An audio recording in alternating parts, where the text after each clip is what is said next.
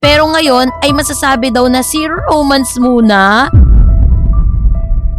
Lumalabas sa barahan na hindi talaga pang showbiz ang kapalaran ni Bimby sa katagalan. At lumalabas din na mayroon na siyang espesyal na karelasyon sa kasalukuyan.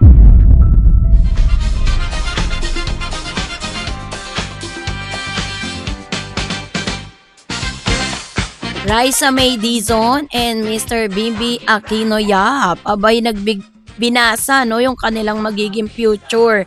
So disclaimer lang guys, ako po ay hindi ganun kasampalataya dun po sa mga manghuhula kasi that's really against the law of God.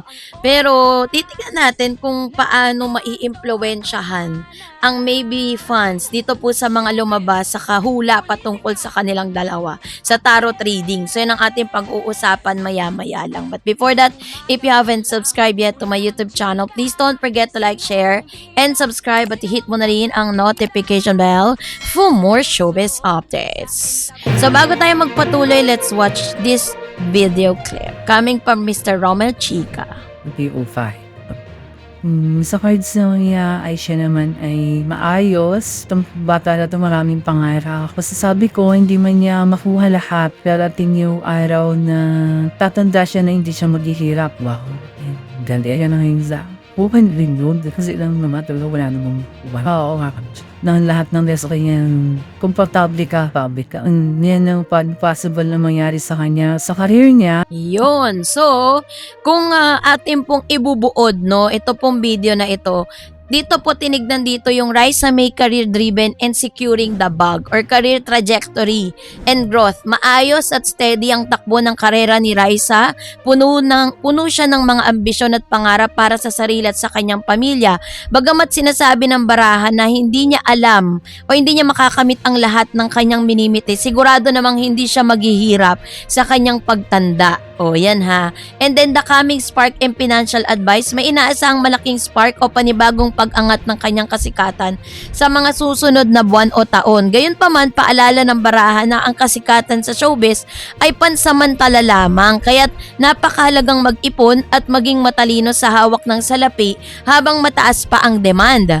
And of course, hindi rin po nakalimot no, na magbigay ng opinion patungkol sa kanyang love life status. Nakatuon ang kanyang buong atensyon sa trabaho at personal na pag-unlad, pero ngayon ay masasabi daw na si romance muna sa kasalukuyan habang binubuo niya ang kanyang pangarap. So parang sinasabi dito na parang dream first before the love life, no? Si Bimby naman po, Bimby Aquino pivot to business over showbiz. Sa showbiz versus business, sinasadya man o hindi, lumalabas sa barahan na hindi talaga pang showbiz ang kapalaran ni Bimby sa katagalan. Mas nakikita ang kanyang tagumpay at potensyal kung magtutuon siya ng pansin at pagnenegosyo bilang isang ganap na businessman. Stint sa Itbulaga. Bagamat kasalukuyan siyang makikitang aktibo at mananatili muna sa Itbulaga kasama ang Dover Cats, panandali ang yugto lamang ito sa kanyang buhay. May potensyal silang sabay na umangat ni Raisa, ngunit hindi ito ang permanenteng linya na nakalaan para sa kanya.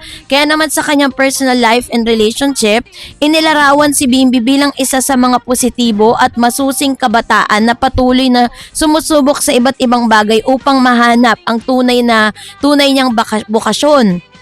No, masaya siya sa kanyang buhay ngayon at lumalabas din na mayroon na siyang espesyal na karelasyon sa kasalukuyan. Totoo ba to? So, ibig sabihin talagang true nga yung mga true nga yung mga nakikita natin ngayon. Sabi po sa kanyang personal relationship, parang may girlfriend na si Bim. So, the maybe love team verdict. So, kategorya ng interpretasyon sa baraha, chemistry and vibe. Nag-i-enjoy ang dalawa sa kanilang samahan. Natural at maganda ang kanilang bonding. So, meron silang peak moment. Magkakaroon ng puto kung saan magiging pambansang highlights ang kanilang tambalan. Kaya naman yung long-term status, ang tambalan ay pansamantala lamang, unti-unti rin itong papasok no sa pinakamagandang landasin ng kanilang buhay, no.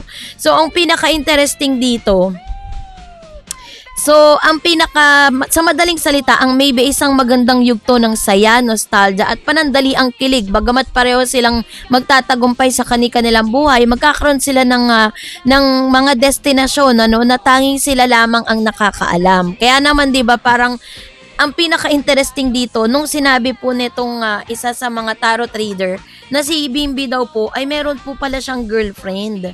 So yun po yung dapat nating alamin. Pero according kasi kay Bim, parang single pa siya hanggang ngayon.